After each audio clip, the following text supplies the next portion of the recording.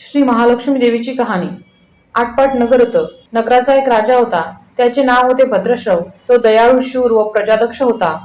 देवा ब्राह्मणांना, साधू संतांना सुखवीत होता, आनंद देत होता। राजाच्या राणीचं नाव सुरचंद्रिका होतं। नाव चांगलं, पण स्वभावात अहंकार। मागील जन्मी ती एका वैश्याची पत्नी होती। तिचं नवऱ्याशी भांडण होई। भांडणानं वैतागली, रागानं घराबाहेर पडली। चालत होती अनवाणी रानातून। तिथं तिला दिसल्या सुवासिनी। त्या करीत होत्या लक्ष्मीचं व्रत। ते तिनं पाहिलं। त्यांच्याबरोबर तिनंही व्रत केलं। दुःख विसरली, दारिद्र्य गेलं, परिस्थिती सुधारली। देवीची भक्ती फळाला आली। कालांतराने ती मरण पावली। पुढे तिचा पुनर्जन्म झाला। स्त्रीचा जन्म पुन्हा मिळाला, पण भाग्य उजळलं। भद्रश्रवराजाशी तिचा विवाह झाला। ऐश्वर्यात लोळू लागली। गर्वानं ती फुगली, गरिबांना विसरली, थोड्या ताठ्यानं फुगली, दासदासींवर रागवली। एकदा काय झालं, देवीच्या मनात आलं, राणीला आपण भेटावं, मागच्या जन्मीची आठवण द्यावी, ओळखते की नाही हे बघावं। राणी राजवाड्यात सुखाने राहत होती। राजाही कौतुक करी, तिचे लाड पुरवी। त्या दोघांना पुढे 7 पुत्र आणि एक कन्या झाली। कन्येचं नाव होतं शांबाला। एके दिवशी काय झालं, देवीने म्हातारीचं रूप घेतलं, फाटकं वस्त्र नेसली, माथी मळवट फासला, हाती काठी घेतली। काठी टेकवीत टेकवीत राणीला भेटायला आली। तिनं आरोळी दिली, अरे आहे का घरात कुणी? कुणी घास देईल का? दासी बाहेर आली। म्हातारी दारात दिसली। तिने विचारलं, कोण ग तू? आलीस कोठून? काय काम काढलं आहे? तुझं नाव काय? गाव कोणतं? तुला हवंय काय? मधून मधून खोकत हळू आवाजात म्हातारी सांगू लागली, माझं नाव कमला, द्वारकेहून आले ग, राणीला भेटायचंय। कुठे आहे ग राणी? दासी म्हणाली, राणीसाहेब महालात आहेत, सख्यांशी गप्पा मारतायत। त्यांना सांगितलं तर माझ्यावर रागवतील। तुला ग त्या कशा भेटणार? काय तुझा हा अवतार? तुला पाहून माझ्यावर ओरडतील, उनदुन बोलतील, त्यांच्या सख्याही तुला हसतील। तू जरा आडोशाला बस। मैत्रिणी गेल्या म्हणजे मी सांगते त्यांना। म्हातारी रागवली, मनोमन संतापली। तुझी राणी पैशाला भाळली, माणुसकी विसरली, दरिद्री मेली। आज झालीये राणी, पण देवीला विसरली। माझ्यामुळेच ना, मीच तिला व्रत सांगितलं देवीचं, तिनं ते केलं, आता राणीपदावर बसली। देवीची आठवणही राहिली नाही। गर्व झालाय संपत्तीचा, पैशाची धुंदी आली, गोरगरिबांची पर्वा नाही। थोडा मोठ्यांच्या मुली त्या झाल्या मैत्रिणी। म्हातारी गरीबन भिकारी, तिला कोण ग विचारतंय? पण याचं फळ तिला भोगावंच लागेल, तेव्हाच तिचे डोळे उघडतील। जाते मी। दासी घाबरली। तिने म्हातारीला पाणी दिलं, हात जोडून म्हणाली, हे व्रत मला सांगाल?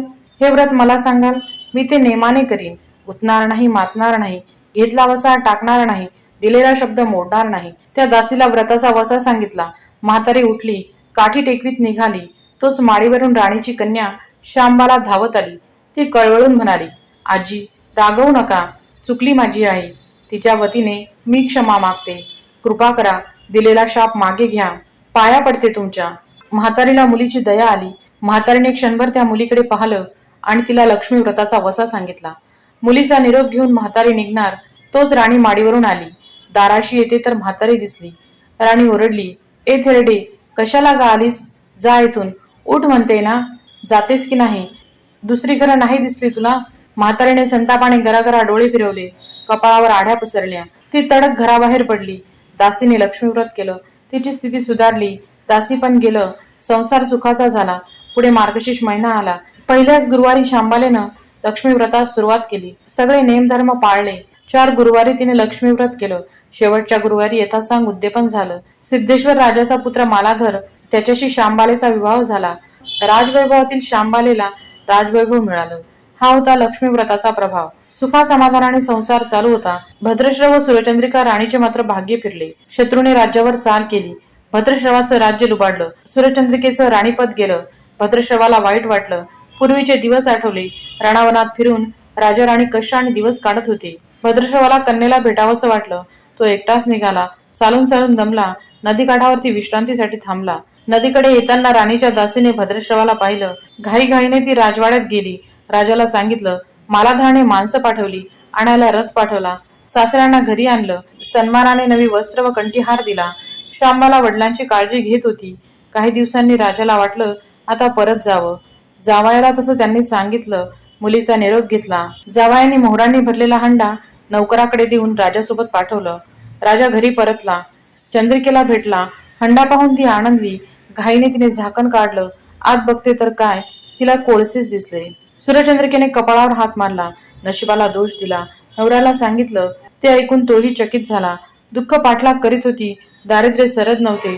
चिंतेचे सावट पसरत होते. काळजीचा वनवा भडकतच होता. सूर्यचंद्रिकेचा एक एक दिवस दुःखाचा जात होता. एके दिवशी तिला मुलीला भेटावं, डोळे भरून पाहावं वाटलं. नशिबाचे भोग भोगायचेच आहेत. सूर्यचंद्रिका घरून निघाली. मुलीच्या सासरी पोहोचली. तो दिवस गुरुवारचा होता. नदी तीरावरती जरा वेळ बसली. दमली होती. त्याच वेळी एक दासी नदी तीरावर आली. तिनं राणीच्या आईला ओळखलं. घाईने ती महालात गेली. राणीला निरोप दिला. तुमची आई आलीये. नदी किनारी बसलीये. खूप दमलेली दिसली. तिला आणायला कुणीतरी पाठवा. श्यामबालेनं सारथ्यासोबत रथ नदीकाठी पाठवला. आईला घेऊन यायला सांगितलं. आई रथात बसून महालात आली. आईला बघताच श्यामबालेनं आनंदाने मिठी मारली. मुलीचं वैभव पाहून तिचं मन तृप्त झालं. तोंडून शब्द फुटेना. आईने स्नान केलं. मुलीनं तिला पैठणी दिली. सोन्या मोत्यांचे दागिने दिले. आईचं रूप अधिकच खुललं. दुपारची वेळ झाली. श्यामबालेने भक्तिभावाने लक्ष्मीची पूजा केली. आरती झाली. धूप दीपाचा वास दरवळला. श्यामबालेचा कडकडीत उपवास होता. भोजनाची तयारी झाली. तिने आईला जेवायला बोलवलं. सूर्यचंद्रिका पाटावर येऊन बसली. पण ती एकदम शांत होती. तिला मागचा जन्म आठवला. लक्ष्मीदेवीच्या कृपेने या जन्मी ती राणी झाली होती. ती म्हणाली, श्यामा, मी देखील तुझ्यासोबत उपवास करेन. श्यामा म्हणाली, ठीक आहे. मार्गशीर्ष महिना होता. मुलीने 4ही गुरुवारी व्रत केलं. ते आईने पाहिलं. तीही उपवास करू लागली. देवीला भक्तिभावाने प्रार्थना करीत होती. महिना संपला. घरी जायचा विचार ठरला. पोचवायला शांबाला सोबत गेली. 4 दिवसांनी शांबाला निघाली. मालाधर राजाने पाठवलेला पैशाचा हंडा घेतला. त्यात मीठ भरलं. तो नौकराजवळ देऊन पुन्हा ती सासरी आली. गप्पा मारता मारता वेळ कसा जात होता त्याचे भानही तिला नव्हते. मालाधराने विचारलं, माहेरून काय आणलंस? शांबालेने सोबत आणलेल्या हंड्याकडे बोट दाखविले. मालाधराने उत्सुकतेने झाकण काढलं. त्यात त्याला काय दिसलं? मिठाचे खडे. अगं वेडे, मिठाचे खडे कशाला आणलेस? इथे मिळत नाही मीठ? मीठ मिळतं ना, पण हे मीठ माझ्या वडिलांच्या राज्यातील आहे. वडिलांचं राज्य सौराष्ट्रात होतं. त्या शेजारच्या समुद्राचं आहे हे मीठ. समुद्र तीरावर दूरवर माझ्या वडिलांचं राज्य होतं. पण आज शांबालाच्या सांगण्यातली खोच राजानं हेरली. तो विचारात गुंगला. शांबाला म्हणाली, हे मीठ जीवनाचं अमृत आहे. अन्नाला चव येते ती मिठानच. मीठ नसलेला पदार्थ आणणे. ज्याचं मीठ खावं त्याच्याशी इमानी असावं. त्याचं रक्षण करावं. कामात कसूर झाली तर प्रसंगी प्राणही द्यावे. मालाधर राजा निश्चयानं उठला. त्यानं आपले सेवक सासऱ्यांकडे पाठविले. त्यांना बोलवून घेतलं. भद्रश्रवाला काय झालं कळलं नाही. ताबडतोब तो जावयाकडे आला. दोघांची गुप्त बैठक झाली. विचार पक्का ठरला. भद्रश्रवानं अनुमती दिली. मालाधरानं मुख्य सेनापतीला तात्काळ भेटण्यास बोलवलं. सेनापती आले. त्यांनी मालाधराला वंदन केले. आज्ञा करावी महाराज, ते म्हणाले. भद्रश्रवाचं राज्य जिंकलेल्या शत्रूंवरती ताबडतोब स्वारी करावी. प्रत्येक सैनिकाच्या हातात हंड्यातील मिठाचा एक एक खडा ठेवा. शपथ घेऊन प्रत्येकाला झुंजायला सांगा.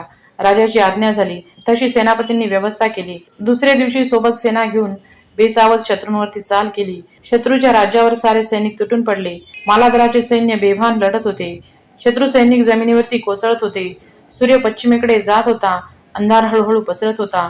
शेवटी मालाधराच्या सैन्यानं शत्रूचा फाडशा पडला. अपूर्व विजय मिळवला. भद्रसेवाचं राज्य पुन्हा मिळालं. मालाधराला व शांबालेला ही आनंदाची बातमी सेनापतींनी ताबडतोब कळविली. सैनिकांनी शत्रू राज्यातील खजिना लुटला. अफाट संपत्ती मिळाली. ती पोत्यात भरून मालाधराकडे आणली. त्यात सोन्याच्या मोहरा, बरीच नाणी होती आणि शस्त्राचा साठाही होता. मालाधरानं भद्रश्रवास सूर्यचंद्रिका राणीस घेऊन यायला सांगितलं. ती आल्यावर घरात आनंदाचं उधाण आलं होतं. तो होता गुरुवार. श्यामबालेनं लक्ष्मी व्रताची पूजा केली. आरती झाली. धूपदीपाचा सुगंध दरवळला. तिनं व तिच्या आईनं उपवास केला. रात्री देवीची आरती झाली. देवीला नैवेद्य दाखवून सर्वांनी पक्वान्नाचं जेवण केलं. मार्गशीर्ष महिन्यातला हा शेवटचा गुरुवार. लक्ष्मी व्रताचा शेवटचा दिवस. मंगल मुहूर्ताचा दिवस. मालाधरानं भद्रश्रवाचं राज्य त्याच्या स्वाधीन केले. त्यानं या व्रताची सांगता झाली. राजा राणी सौराष्ट्रात आले. सूर्यचंद्रिकेने पुन्हा लक्ष्मी व्रताचा वसा घेतला. तो अजन्म पाळला. घरची स्थिती सुधारली. राजाचे 7 पुत्र दूर देशाहून अचानक घरी आले. त्यांना पाहून आईवडिलांना आनंद झाला. या व्रतामुळे राजा राणी सुखी झाले. दुःखाचे वादळ सरले. अशी 60 उत्तराची कहाणी. 5 उत्तरी सुफळ संपूर्ण. सर्वांनी देवीला वंदन करावं. त्यांचं घर सदैव आनंदित राहावे अशी महालक्ष्मी देवीला प्रार्थना.